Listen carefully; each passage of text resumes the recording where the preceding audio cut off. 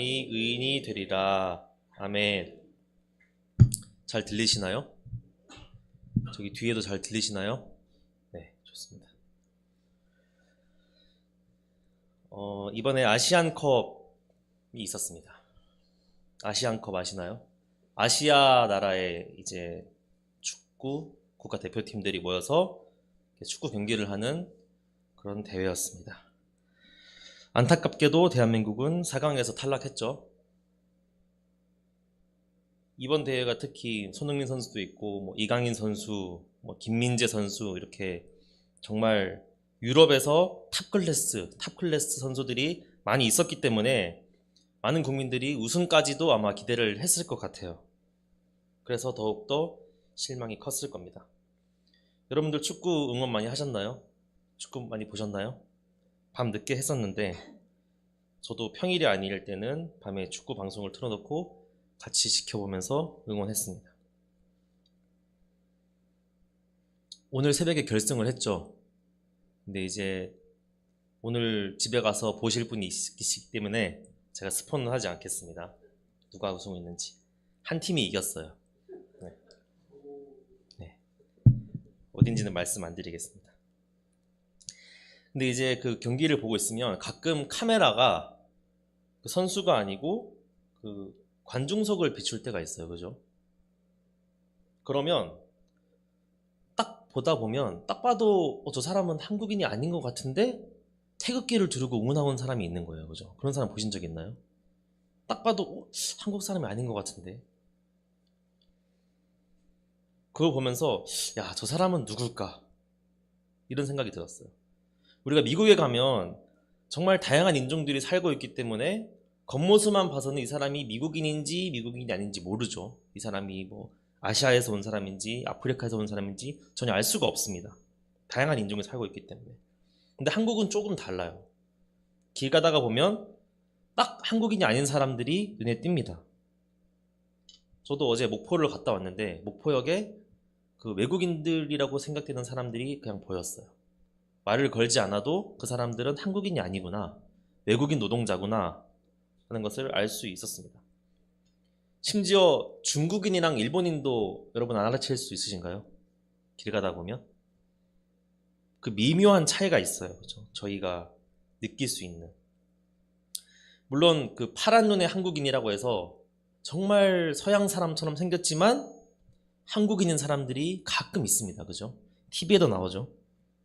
부모님이 한국인이어서 부모님 중 한 분이 서양인이어서 서양 외모처럼 생겼지만 실제로는 한국인인 사람도 있고, 아니면 중간에 한국 국적을 얻은 사람일 수도 있겠죠.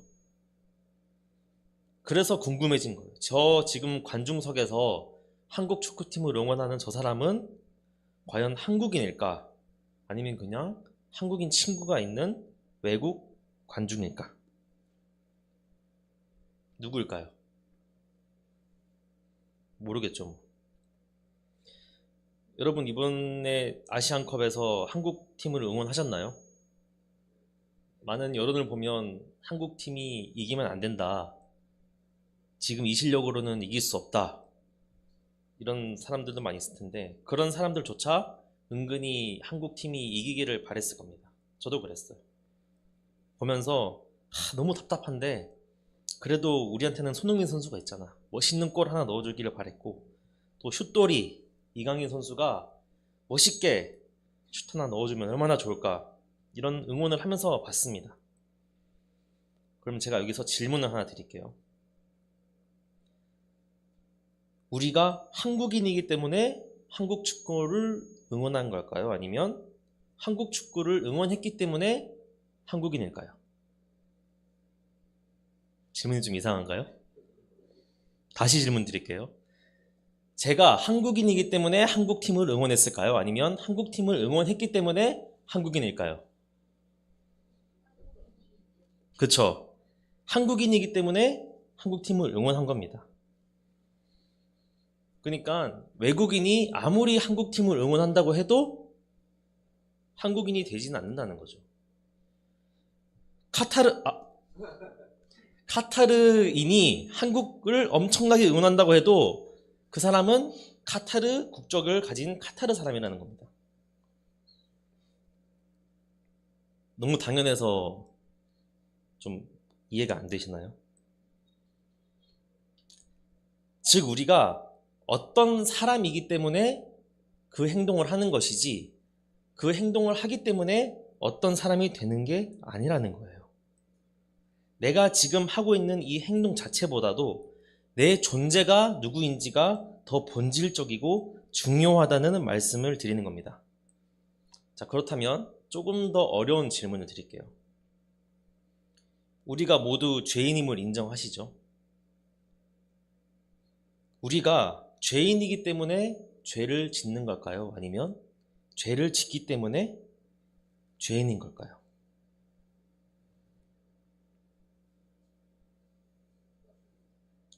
우리가 죄인이기 때문에 죄인이기 때문에 죄를 짓는 걸까요? 아니면 죄를 지었기 때문에 죄인인 걸까요?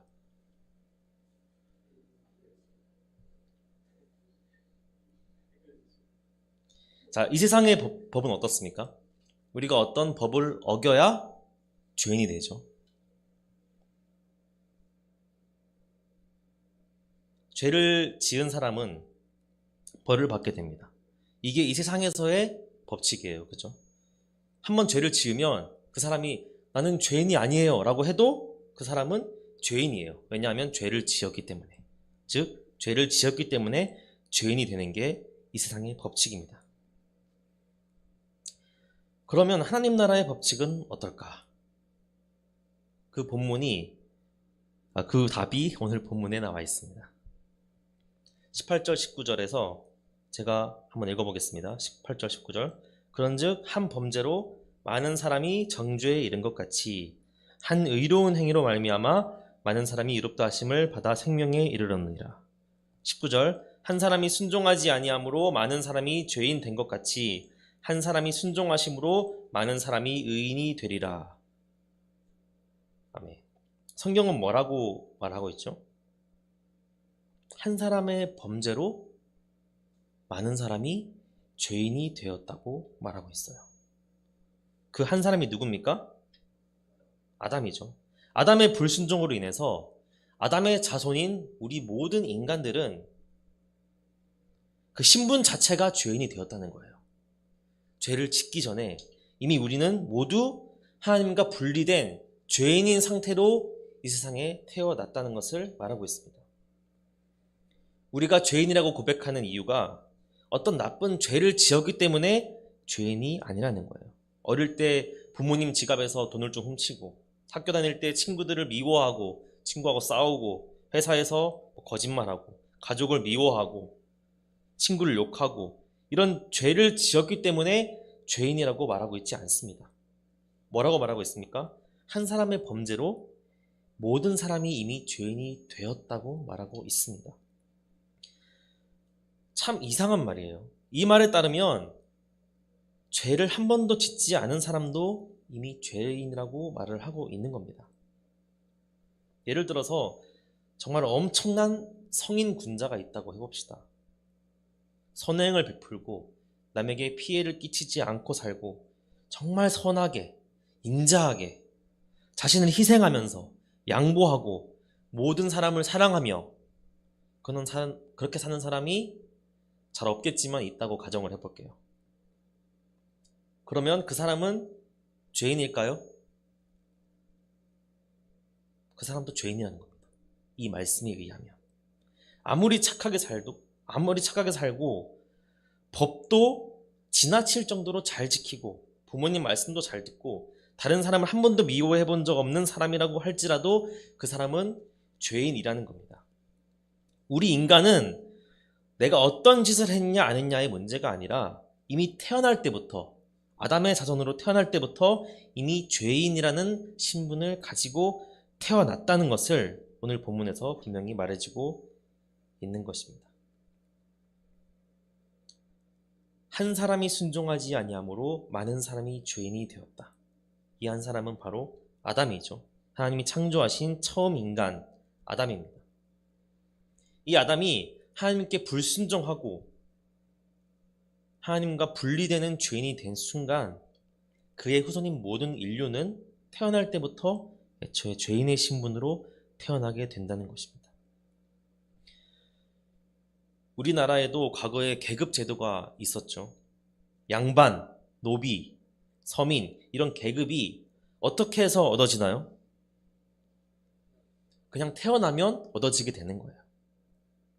내 부모가 누구냐에 따라서 태어날 때부터 이미 신분이 정해지는 겁니다. 노비로 태어난 사람이 내가 양반처럼 말하고 양반처럼 옷을 입고 양반처럼 음식을 먹는다고 해서 신분이 바뀌나요? 바뀌지 않는다는 겁니다. 오히려 그렇게 살면 분수에 맞지 않게 산다고 얻어맞을 거예요. 즉 우리는 죄를 짓기 때문에 하나님 앞에서 죄인인 것이 아니라 이미 하나님 앞에서 죄인이기 때문에 죄를 지을 수밖에 없는 존재라는 거예요. 아담으로부터 난 아담의 후손은 누구나 죄인인 거죠. 성경에서 의인이 하나도 없다고 하는 말이 바로 이것을 뜻하는 겁니다. 죄를 짓고 안 짓고의 문제가 아니라 모든 사람은 이미 하나님 나라에 들어갈 수 없는 죄인의 신분으로 태어났다는 것을 말하고 있는 거예요. 로마서에서 사도 바울이 끊임없이 행함으로는 구원을 얻을 수 없다고 하는 것이 바로 여기에 있습니다. 내가 죄를 짓지 않고 하나님의 율법을 완벽하게 지키면 의인이 되겠지라는 생각은 완전히 잘못되었다는 거예요. 왜냐하면 우리는 이미 죄인이기 때문에 그 신분을 나의 행동으로 바꿀 수가 없다는 겁니다. 신분 자체가 이미 죄인으로 정해져 있다는 거예요. 그러니까 우리의 힘으로는 절대 구원을 얻을 수가 없습니다. 로마 카톨릭에서 주장했던 것처럼 면죄부를 돈으로 주고 사는 것이나 고행을 하는 것, 나를 고통에 빠뜨리면서 신부에게 가서 아무리 고해성사를 해도 이 신분을 바꿀 수가 없는 거예요. 인간의 힘으로는 이 죄인이라는 신분을 벗어 던질 수가 없는 것입니다. 여러분도 잘 아시다시피 구약시대에 이스라엘 백성들이 속죄제를 드리지 않았습니까? 제사를 드렸어요. 죄를 회개했단 말이에요. 근데 그 제사를 통해서 이스라엘 백성들이 구원을 받을 수 있는 것이 아니었어요. 그 제사는 단순히 하나님 앞에서 내가 지은 죄를 회개하는 것이었습니다.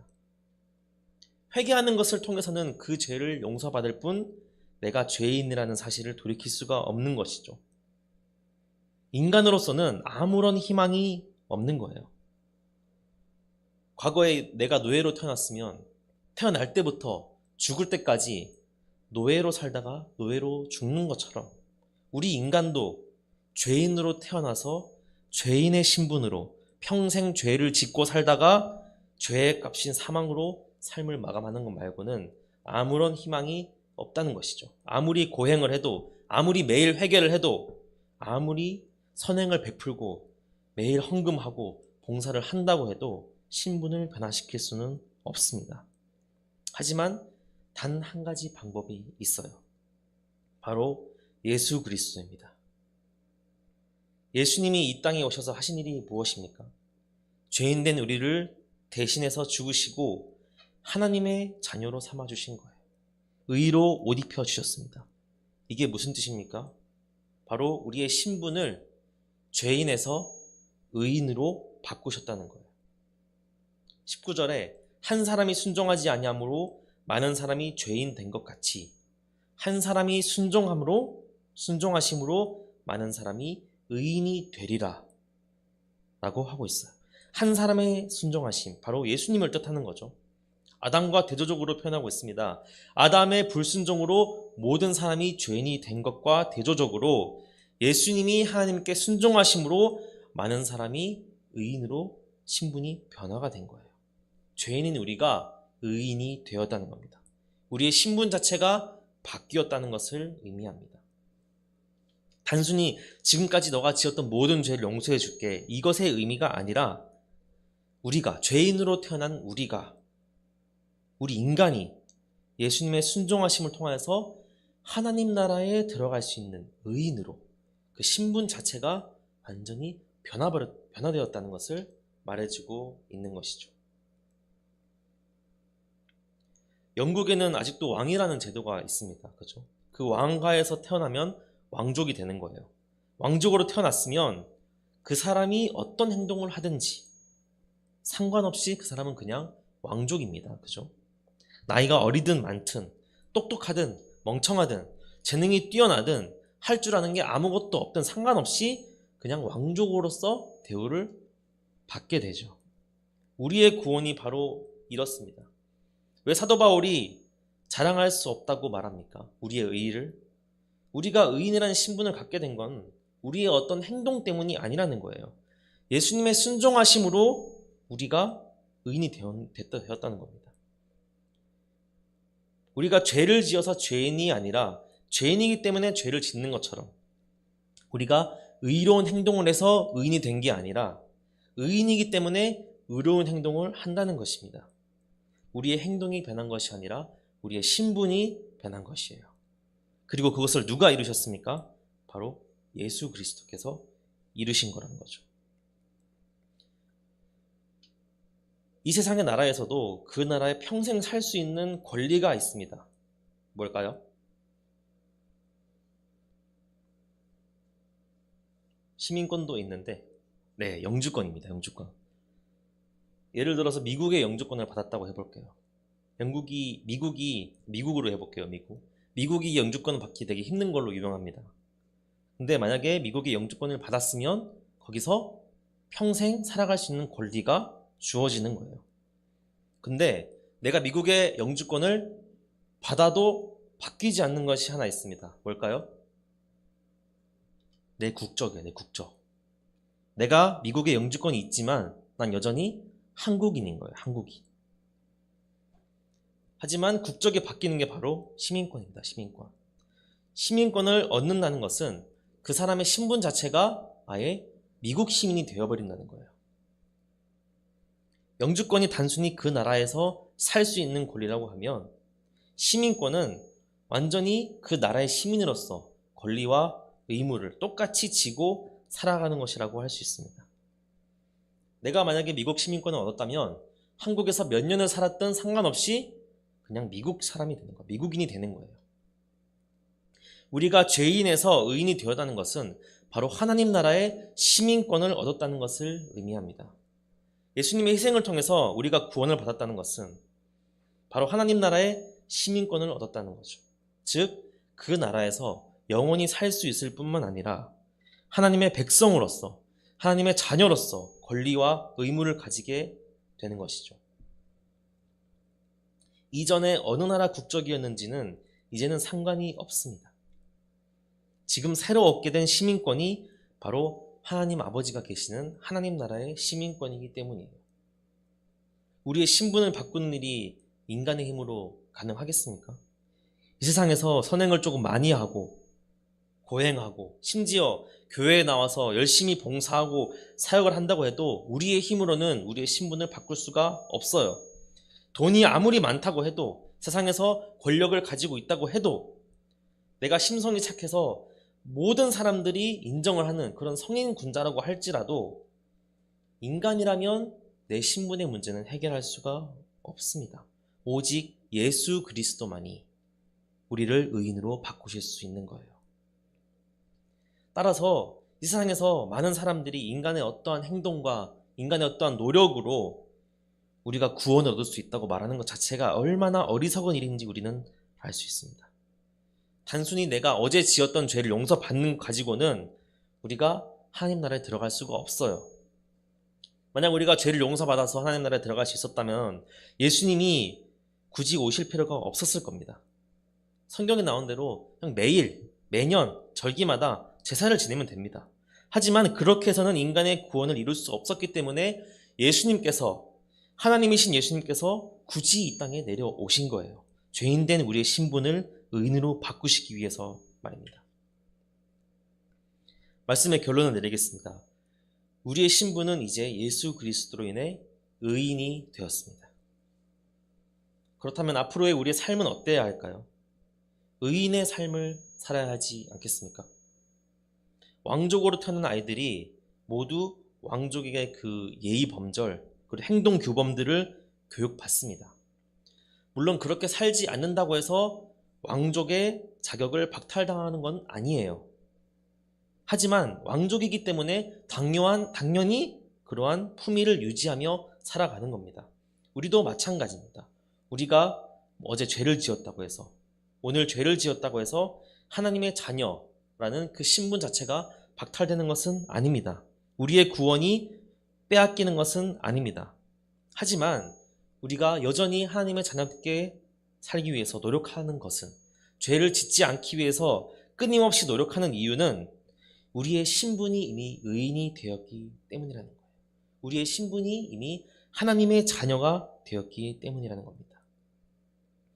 우리가 죄를 지었기 때문에 죄인이었던 것이 아니라 이미 죄인이었기 때문에 죄를 지었던 것처럼, 이제는 우리가 의로운 행동을 하기 때문에 의인인 것이 아니라 이미 의인이 되었기 때문에 의로운 행동을 하며 살아가야 하는 것입니다. 우리가 이 세상에서도 나에게 어떤 친절을 베푼 친구가 있다면 그 친구에 감사하고 잘해주려고 하지 않겠어요? 하물며 우리를 죄인에서 의인으로 변화시켜 주시고 구원시켜 주신 하나님께 우리가 얼마나 더 감사하고 찬양하며 살아야겠습니까? 우리가 구원받기 위해 하나님의 뜻대로 살아가는 것이 아니라 이미 구원받았기 때문에 하나님 뜻대로 살아가는 성도님들 되시길 간절히 바랍니다. 기도하겠습니다. 우리를 구원하신 하나님 아버지 감사합니다. 주님, 우리가 죄인일 때, 우리가 아직 죄인일 때 우리를 위하여 피 흘리시고 십자가에서 죽으시고 다시 살아나심으로 우리를 의롭다고 하신 예수 그리스도께 감사드립니다. 주님, 우리의 자격이 아닌, 우리의 어떤 의로운 행동이 아닌 오직 예수님의 그 은혜에 우리가 의인이 되었음을 이 시간 고백합니다. 주님, 우리가 이 세상을 살아갈 때 의인으로서, 하나님의 자녀로서 의인다운 삶, 하나님의 자녀다운 삶을 살아갈 수 있도록 주님께서 붙들어 주시옵소서. 하나님의 백성답게, 하나님의 자녀답게 살아갈 수 있는 힘을 허락하여 주시옵소서. 예수님 이름으로 기도드렸습니다. 아멘. 찬양하겠습니다.